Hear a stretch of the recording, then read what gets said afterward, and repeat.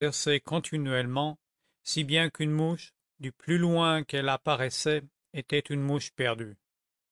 Smiley avait coutume de dire que tout ce qui manquait à une grenouille, c'était l'éducation, qu'avec l'éducation, elle pouvait faire presque tout, et je le crois.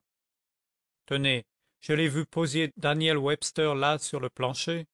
Daniel Webster était le nom de la grenouille, et lui chanter. Des mouches, Daniel, des mouches. En un clin d'œil, Daniel avait bondi et saisi une mouche, ici sur le comptoir, puis sauté de nouveau par terre, où il restait vraiment à se gratter la tête avec sa patte de derrière, comme s'il n'avait pas eu la moindre idée de sa supériorité. Jamais vous n'avez vu de grenouille aussi modeste, aussi naturelle, douée comme elle l'était.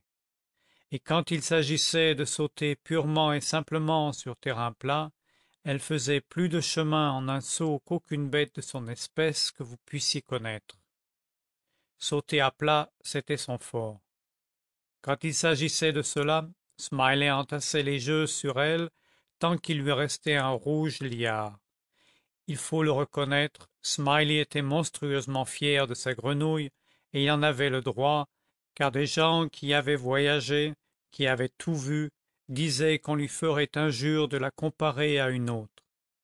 De façon que Smiley gardait Daniel dans une petite boîte à claire-voie qu'il emporta parfois à la ville pour quelque pari. Un jour, un individu étranger au camp l'arrête avec sa boîte et lui dit: Qu'est-ce que vous avez donc serré là-dedans? Smiley dit d'un air indifférent: Cela pourrait être un perroquet ou un serin, mais ce n'est rien de pareil, ce n'est qu'une grenouille. L'individu la prend, la regarde avec soin, la tourne d'un côté et de l'autre, puis il dit: Tiens, en effet, à quoi est-elle bonne? Mon Dieu, répond Smiley, toujours d'un air dégagé, elle est bonne pour une chose, à mon avis. Elle peut battre en sautant toute grenouille du comté de Calaveras. L'individu reprend la boîte, l'examine de nouveau longuement et la rend à Smiley en disant d'un air délibéré: Eh bien, je ne vois pas que cette grenouille ait rien de mieux qu'aucune grenouille. Possible que vous ne le voyiez pas, dit Smiley. Possible que vous vous entendiez en grenouille. Possible que vous ne vous y entendiez point. Possible que vous ayez de l'expérience, et possible que vous ne soyez qu'un amateur. De toute manière, je parie $40 qu'elle battra en sautant n'importe quelle grenouille du comté de Calaveras. L'individu réfléchit une seconde et dit, comme attristé: Je ne suis qu'un étranger ici, je n'ai pas de grenouille, mais si j'en avais une, je tiendrais le pari. Fort bien, répond Smiley, rien n'est plus facile. Si vous voulez tenir ma boîte une minute, j'irai vous chercher une grenouille. Voilà donc l'individu qui garde la boîte, qui met ses $40 sur ceux de Smiley et qui attend. Il attend assez longtemps, réfléchissant tout seul, et figurez-vous qu'il prend Daniel, lui ouvre la bouche de force et avec une cuillère à thé l'emplit de menu plomb de chasse, mais l'emplit jusqu'au menton, puis il le pose par terre.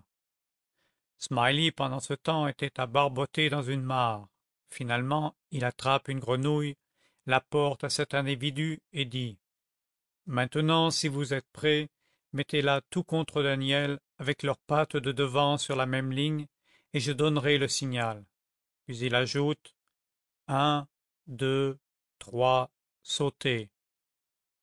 Lui et l'individu touchent leur grenouille par derrière, et la grenouille neuve se met à sautiller, mais Daniel se soulève lourdement, hausse les épaules ainsi comme un Français. À quoi bon? Il ne pouvait bouger, il était planté solide comme une enclume. Il n'avançait pas plus que si on l'eût mis à l'ancre. Smiley fut surpris et dégoûté, mais il ne se doutait pas du tour, bien entendu. L'individu empoche l'argent, s'en va, et en s'en allant, est-ce qu'il ne donne pas un coup de pouce par-dessus l'épaule, comme ça au pauvre Daniel, en disant de son air délibéré: Eh bien, je ne vois pas que cette grenouille ait rien de mieux qu'une autre. Smiley se gratta longtemps la tête, les yeux fixés sur Daniel, jusqu'à ce qu'enfin il dit: Je me demande comment diable il se fait que cette bête ait refusé. Est-ce qu'elle aurait quelque chose? On croirait qu'elle est enflée. Il empoigne Daniel par la peau du cou, le soulève et dit: Le loup me croque s'il ne pèse pas 5 livres. Il le retourne et le malheureux crache 2 poignées de plomb. Quand Smiley reconnut ce qui en était, il fut comme fou. Vous le voyez d'ici poser sa grenouille par terre et courir après cet individu, mais il ne le rattrapa jamais. Et, à ce point de son récit, Simon Wheeler entendit son nom crié dans la cour et alla voir ce qu'on lui voulait. Se tournant vers moi: Restez où vous êtes, étranger, mettez-vous à votre aise, je reviens tout de suite.